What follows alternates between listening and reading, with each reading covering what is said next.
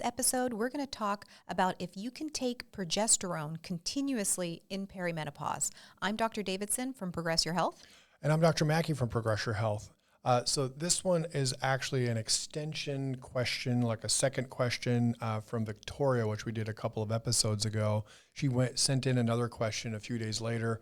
At first, I kind of, we weren't going to answer it, but I sort of read it again. It seems like a nice little discussion, sort of a random question, whatever. So I thought we'd kind of hash it out. Yeah, no, I think it's a really great question because Victoria, if you've, or if any of you listeners or watchers have seen the other episode that we did with Victoria, she kind of went into a lot of really great depth about her hormones, and then she had forgotten to add this part to her question. So I thought it would be nice to just sort of talk about that. And if she's got this question, that means other people have this question too. So I'll read the question.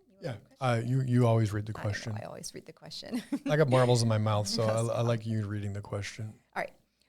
Hi again. I submitted a question about a week ago, but I have since been thinking about something that didn't occur to me and to ask the first time around. In short, if you give a perimenopausal woman progesterone in the first part of her cycle, say start her on 100 milligrams on day 6, wouldn't that dampen her estrogen production in the first part of her cycle, which would presumably be counterproductive? Or is that a relatively low dose so the estrogen production in the first half of the cycle stays pretty much the same with or without the progesterone? Thanks so much, Victoria. Well, I think she's thought a lot about this, right? She's really trying to understand some physiology there, which I respect and encourage that. I think right off the bat, we sort of know this from a didactic or from an academic perspective, like understanding physiology and how all those hormones work. We're not going to get too much into that. But progesterone, the presence of progesterone really does not have a direct impact on estrogen production. Yeah. Kind of cut to the chase. There's really too much of one doesn't affect the other. But she is right, though. The woman's body does not make any progesterone in the first 2 weeks. Yeah, when you're on your period, we don't make any estrogen and progesterone, or very little estrogen, no progesterone. And then once a woman hits ovulation, which isn't all the time when you're in perimenopause, if not most of the time you're not ovulating in perimenopause, is if you do ovulate, that's when you make the progesterone. So the last half of the cycle. So if someone has a 28-day cycle, they make progesterone from day 14 to 28. So that's part of it there, or even some women have 26-day cycles, and they might make their progesterone from a little bit earlier. But usually, most women make progesterone about 14 days. Some of them. Well, wouldn't the as a defining thing for perimenopause, wouldn't you say that what causes perimenopause or the start of it is actually the stop of ovulation? Yeah, or the reduction of how much progesterone is being produced from that corpus luteum that's on the ovary. So if someone does have an ovulation, there's a little spot where the egg leaves the ovary, and it's called the corpus luteum, and that's what produces the progesterone until the next. If there's no pregnancy, then until that next period. So, but you're right. In perimenopause, they may not be ovulating, hence they're not making progesterone. But if somebody, let's say they're in their 30s or their 20s and they're ovulating every month, then giving somebody progesterone, like if giving a woman, and I've had this happen before too, a few times, if you're giving a woman when they're, menstruating and they're ovulating and you're giving them progesterone too early in the cycle, they'll actually get a bleed sooner. That's if you give them, let's say, a 25-year-old just off a whim, give them some progesterone on day 6. A lot of times they'll get their period probably about a week later. Right. Yeah. That's why the dosing, like you wouldn't want to give, like you said, a 25-year-old, you wouldn't want to give her 100 milligrams of progesterone just on a whim. You'd want to be a little bit more gentle with that dosing because it's going to it could potentially throw off her period a little bit. Progesterone is one of those things I've always said to women that progesterone is a hormone that can either make you start bleeding or stop bleeding depending on the situation. right? You can't really ever tell which one it's going to do, but you would hope that you're using it. If a woman's having a heavier period, you're using some progesterone, you hope that it would sort of tone it down. If you give her, and in some ways it could actually either make it more frequent or extend it a little bit, in the same situation. So Yeah, so part of the reasoning, and this isn't completely, is giving a woman progesterone helps offset some of the higher estrogen symptoms. Or if a woman's in estrogen, has estrogen dominance, giving her progesterone can help offset some of that estrogen. The now PCOS, polycystic ovarian syndrome, or types like that, that's a little bit different when you're working with progesterone. They do really good with progesterone. They might be in their 20s. And then here I'm talking about oral progesterone. Taking oral progesterone when someone's maybe menstruating in their 20s could cause them to bleed. Now, a transdermal progesterone is a different story. Right. What do you mean? What do you mean by a different story in regards to what? In regards to how that's going to work on the body. So if you're giving somebody transdermal progesterone, I don't notice that it really has an effect on the uterine lining in somebody in perimenopause to try to lighten those periods, or even but it does have a really nice effect in women that are having, pretty bad PMS, in their 30s and 20s, and you're doing the transdermal, and it doesn't disrupt their periods, because that's the one thing, is sometimes they can disrupt their periods when you're giving them oral progesterone. So, and I know this has come up in a variety of ways. So, over the years, whatever. So the difference between transdermal progesterone and oral progesterone, would you say that oral progesterone is stronger than transdermal progesterone? Because for some reason, when you take it orally, it goes through what they call the first passes of the liver. When you swallow it, it has to go through your digestive tract, and the first place it goes is to your liver. That sort of potentizes it a little bit and makes it a little stronger. What are your thoughts about that idea?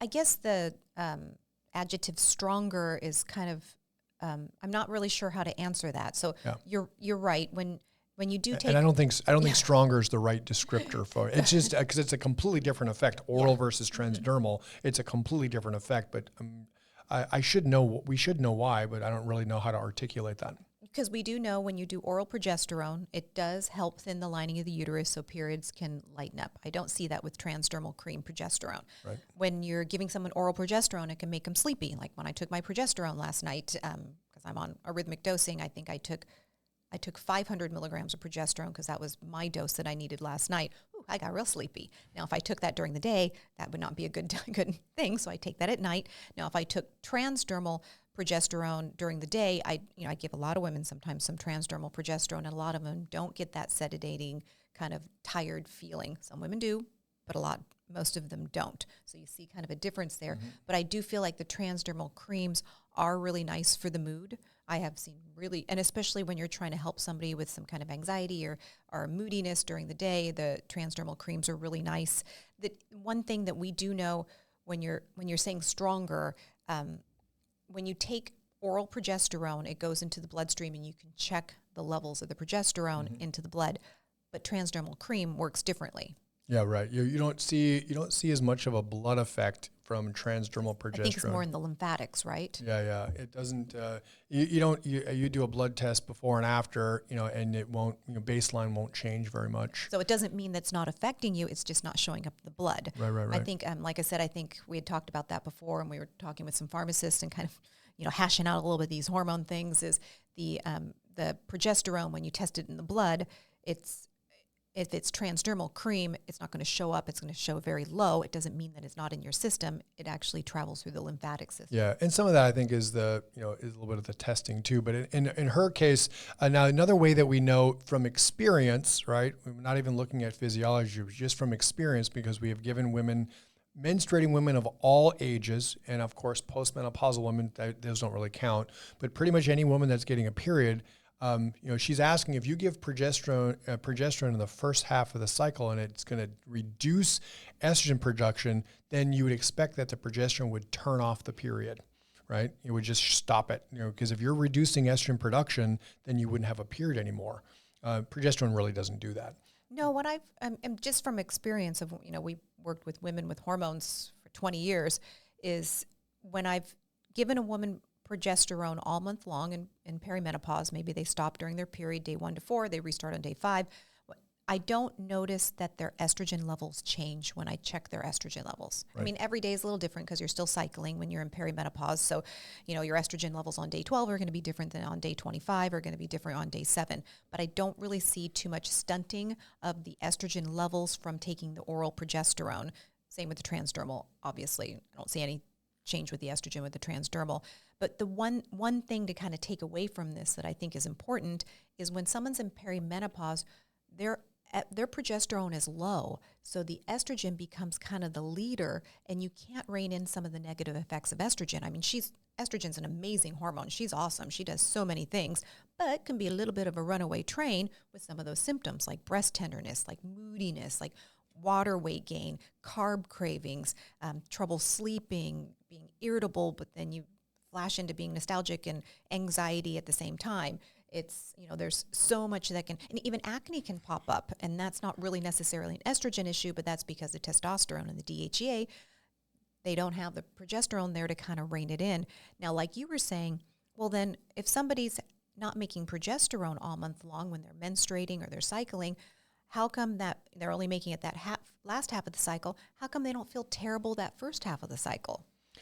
Well, because their estrogen is increasing. Yeah, it's slowly increasing, and then the progesterone. So now, comes if in. you really look at a woman's cycle, it is remarkable the hormonal change that happens day by day by day by day. If you really break down a 28-day cycle, and eventually we're gonna do a video like this. We just don't know how to do it quite yet from all the graphics and all that kind of stuff. We got to have someone help us with that stuff. But literally from and we sort of understand this because of the rhythmic dosing that we do. We test women on rhythmic dose, and we test them on day 12. Okay, day 12 is where the peak, and now for a menopausal woman, we're creating the peak. When you're doing rhythmic, when they're not having a period on their own anymore, we're giving them hormones. We are testing them on day 12 because that's where the hormonal peak is, on average, going to be the highest, right? So wait, just to back up so the listeners know, when you're doing a rhythmic dosing protocol, not a static dosing. Yeah, rhythmic. So we're intentionally trying to recreate the menstrual cycle for a woman that's 55 or 60 or 62 or whatever. It doesn't matter. Or 52. Or 52 in your case. Actually, 51. I'm not 52 yet. Yeah, you're 51. So at any point, right? So we are intentionally trying to recreate the period, so it happens every 26 to 28 days. So it rises. There's always a low-grade level of estrogen there, and then it rises on day 12, drops on day 13, a significant drop-off on day 13, and then there's a rise of testosterone, also LH hormone. If you ever look at the menstrual cycle pictures, there's a LH surge and then a testosterone surge on day 14, and then that drops off, and then progesterone from that point on is when progesterone production goes up, and then progesterone peaks on day 21, right? So, I mean, if you think about that, like there is so much going on from week to week to week to week, which is why there's, women have so much trouble on the PMS side. Men, not so much. They have one hormone to worry about. There's not all this ebbing and flowing, and this one's going up and this one's going down. I mean, there's a lot of potential for things to go wrong there. And I think that's why we do this podcast, because as a man, understanding those things, I think it's been a little unfair to women because a lot of that just never gets talked about or taught or, really discussed with women. Women have no idea what's going on with their body because no healthcare professionals ever told them what's going on with their body. No, you're right. It's complicated, but you told me something, I want to say maybe it was last week, that, nature is perfect.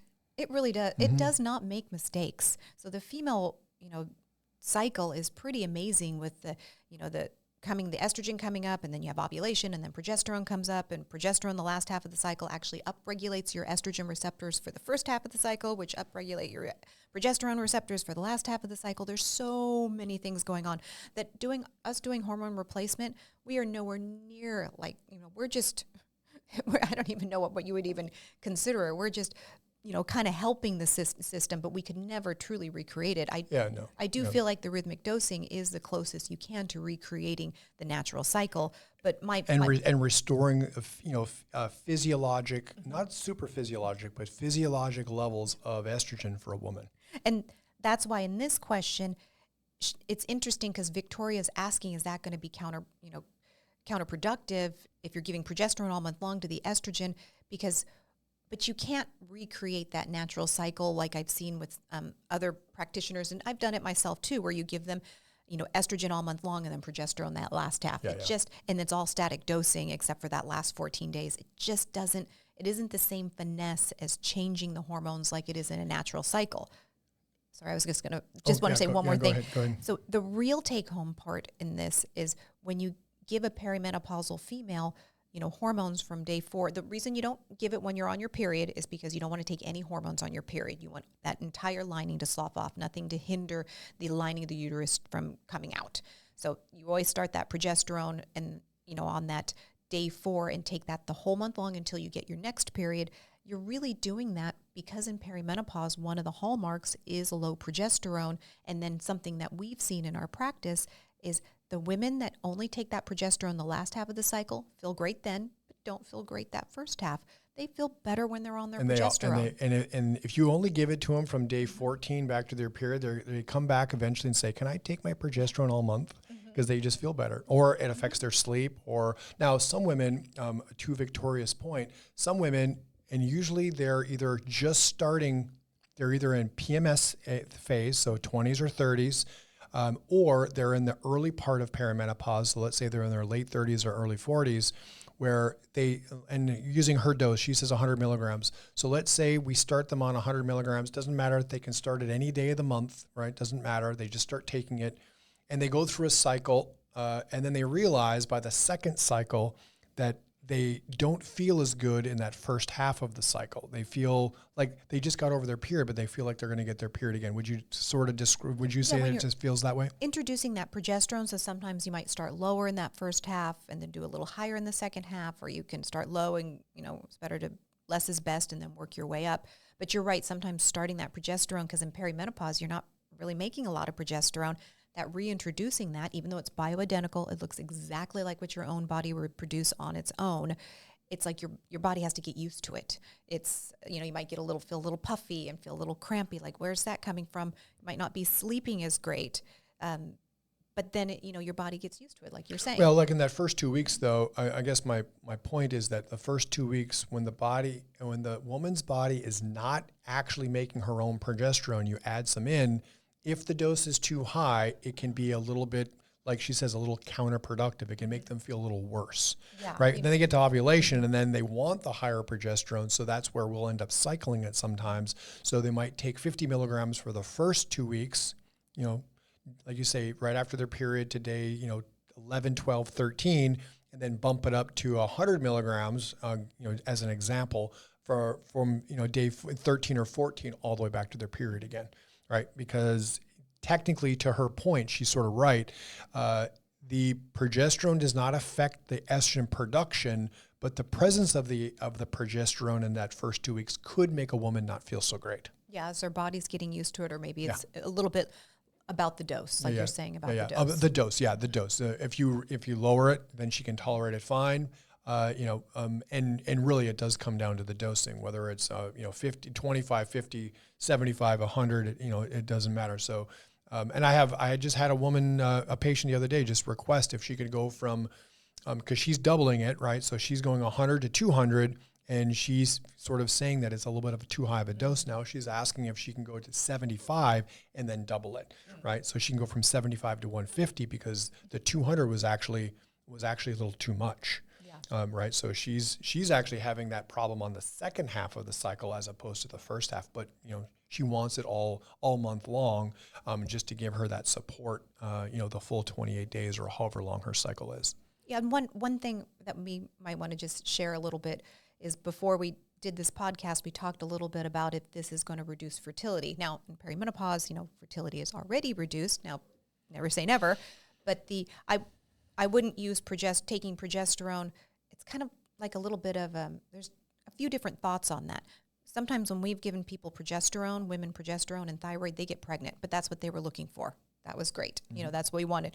And then some women, they don't, because in theory, if you're giving too much progesterone all month long, for some women, it can actually suppress ovulation. Yeah, in theory. Now, if you're using bioidentical progesterone, sustained release but bioidentical progesterone from a compounding pharmacy versus some, commercial, really strong progestin, right? Now that is going to suppress ovulation. That's going to mess up fertility, where the bioidentical progesterone is a lot gentler, not going to have nearly the same effect. So even to her question as well, taking one of those progestins in the first half could actually affect, because of what it is, it could actually affect estrogen production. A progestin. A progestin. Which is completely different than a progesterone. Now, honestly, online, it's really frustrating because everyone tries to lump progestins into the same bucket as progesterones, and everyone needs to realize they are not the same thing. Like they're completely alien, comparison of progestin versus progesterone. Progestins can be relatively pretty strong, and that's where all the side effects come from.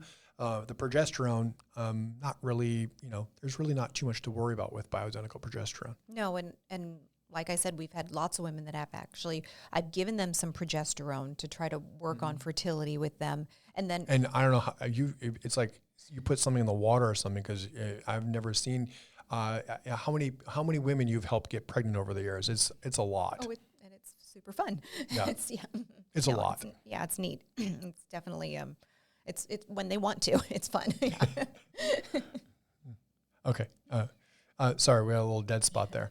Oh, did I catch you off guard? Yeah, a little bit. Did I make you nervous? A little bit, no. But in any case, so back to Victoria. I like her thoughts on the physiology of this. By giving A, is that going to change B? That doesn't always work that way with the hormones. So I would say taking the progesterone continuously, a lot of women love it, that it's not, when they're first starting it, they might feel a little uncomfortable that in that beginning part of the cycle, so you might have to actually do a lower dose and then a higher dose. But honestly, most women really love their progesterone. I mean, I love my progesterone. Most of my patients love their progesterone. It really depends on the dose, and especially if you're in perimenopause, I think you're going to really like taking your progesterone continuously, except for when you're on your period. Yeah. Now, explain to me, because I let women take their progesterone during their period. So, what's the risk or the danger or the problem if they took it through their period? Let's say it really helps them sleep, and they don't want to stop it because this is what the feedback you get. But it helps me sleep. It helps me sleep. My sleep's no good. What if you take it during their period? What's the problem with that? It's not that bad. I mean, it really is. And I have a few too that they really need that while they're on their period. You might do a certain dose, but it is that one thing when you think about, we're not trying to replicate nature because we can't. Nature is perfect. We're not. Yeah. But it is that theory that, when you're on your period, your hormones are low. The estrogen's starting to come up, but of course, the hormones are supposed to be low, so that's what causes the uterine lining to shed. The body knows there wasn't a pregnancy, there wasn't, conception, so the hormones drop, and then that causes the lining to shed, and then you can start the cycle all back over. So that's kind of the theory behind it, is stop that progesterone so it doesn't make that lining thicken up. But there's no real danger from it, No, if somebody and I'm being a little tongue in cheek because I know there's not. But like I say, you get that patient. She was like, "Oh, but I can't sleep without it. I need my progesterone." So and so she takes it, and then she stops having a period, even though she has a uterus, and then maybe gets this weird bleeding on day 13 or 14 or sporadic. But that doesn't happen either. And that's where it could, but that doesn't more often than not, that does not happen. I've never seen really truly a problem with that, but it's still something nice to just kind of, stop the hormones. And sometimes I have people start on day 3 or day 6, but I still have people take most people don't notice it when they stop it on their, when they're on their period. They really don't. And then there's only just a few people, which I can probably count on 2 hands, that want to take it during their periods. I wouldn't say it's a bad thing. It's just something that I've sort of cultivated. Sure. That I like to do. Yeah, of course. Yeah. That's fair. Now, real quick. Now, if you don't have a uterus, we don't have to worry about it, and you can take your progesterone all month long, and it doesn't matter. Yeah. Now, that's one thing that we are not talking about estrogen necessarily or estrogen therapy in this one necessarily, but that's one thing that gynecologists will say is that if you don't have a uterus, you can take estrogen, but you do not need to take progesterone. What do you think of that? For menopause. No. like we all know, hormones just don't affect one thing. They affect everything. So that's where if you don't take the progesterone and you're just taking estrogen, it's like almost creating an estrogen dominance, which is similar to perimenopause. Nobody wants to feel like they're in perimenopause again. And then women really do like the progesterone, and I feel like progesterone is also very breast protective. Yeah. Breast I think tissue it has protective. some additional benefits. So Brain protective. I mean, right. Our rule is always you never give a woman unopposed estrogen, right? No matter what. I mean, maybe a little bit of estriol vaginally or something because she's only doing it a few times a week, maybe. But again, if she's using it more frequently because she's having a lot of vaginal issues, then she does need some progesterone. Or if she's using it vaginally and it makes her start bleeding, right, then she needs some progesterone to offset some of that. So I just that's why I thought this one was interesting to do, because it's just a moment just to kind of think through that physiology a little bit. And practically, like I said, bioidentical progesterone, if it was going to affect estrogen, it would just shut your period off, which we know it doesn't do.